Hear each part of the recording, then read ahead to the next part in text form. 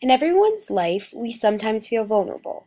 In the story of the tutor, the first story in this class, a youth goes out into the sea with his tutor and makes himself vulnerable to a situation, and in the end is taken advantage of by his tutor and put to sleep.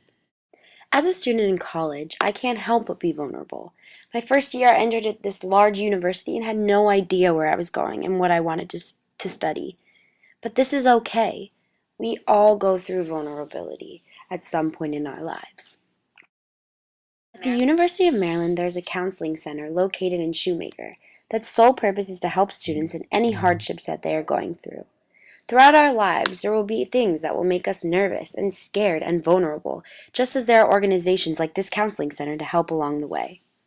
In the story of the Golden Water, the children climb this strange mountain in order to retrieve the golden water on the other side.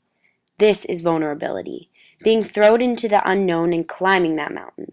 At the end, it is worth it and you are rewarded.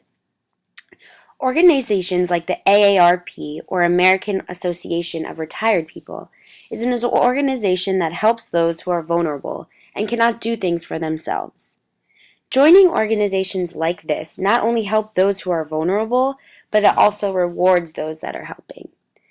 This summer, I will be traveling to Spain abroad, and I will be very vulnerable. I will not know the language or the location, but that is okay. This vulnerability is what drives us to go against the norm and to experience something life-changing.